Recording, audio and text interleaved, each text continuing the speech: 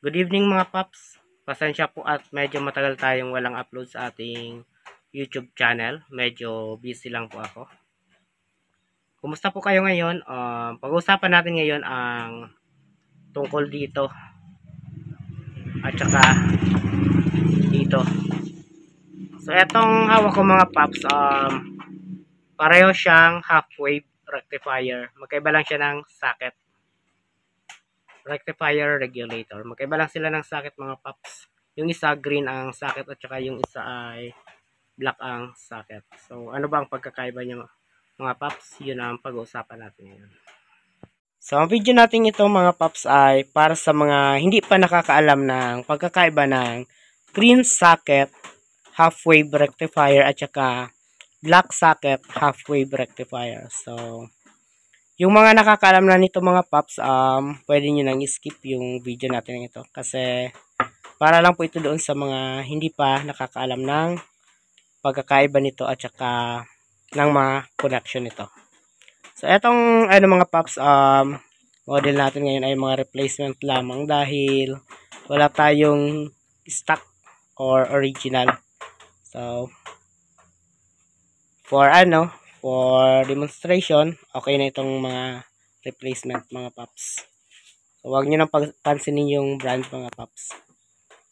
So ano nga ba ang pagkakaiba ng black socket half wave rectifier sa green socket rectifier? So etong green socket half wave rectifier mga paps, madalas nyo itong makikita sa mga DC ignition na motor. So, yung mga CDI nila ay DC type. Ibig sabihin, ang nagpapa-spark or nagsusupply ng kuryente sa CDI nila ay battery. 12 volt. So, kagaya ng Smash at saka XRM125. Ito namang black socket rectifier mga paps, madalas nyo itong makita sa mga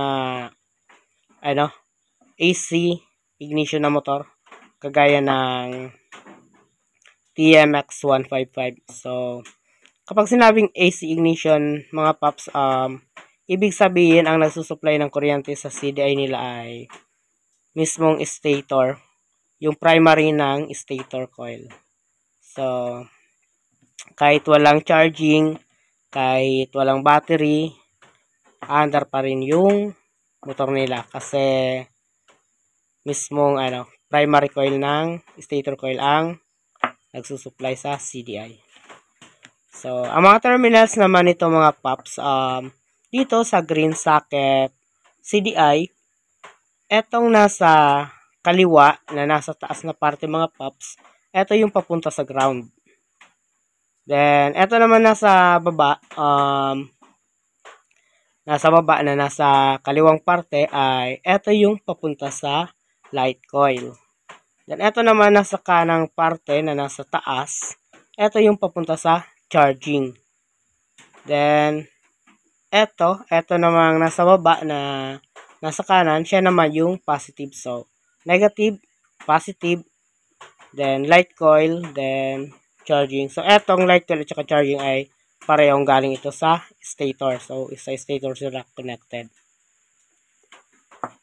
Then, eto naman sa black socket rectifier, mga paps, etong nasa taas niya na nasa kaliwa, eto yung papunta sa positive. So, kung kanina sa green socket, etong pwesto na ito ay para sa negative. So, dito sa black socket mga paps, eto naman yung papunta sa positive. So, yun ang pagkakaiba nila mga paps. Then, kung eto papunta sa positive, yung pwesto ng positive kanina ng green socket, dito naman sa black socket ay eto naman yung para sa negative. So, magkabaliktaran lang So, eto mga paps, sa black socket ay positive, negative. So, tatandaan nyo yan mga paps. Then, eto naman na nasa, etong nasa baba na nasa kaliwa, eto yung papunta sa charging. So, galing din siya sa stator. Then, eto ay papunta sa light coil. So, stator. So, ano nga ba ang pwedeng gawin kung ang stock nyo ay green socket at saka wala kayong mabili nito at ang available lang ay etong black socket.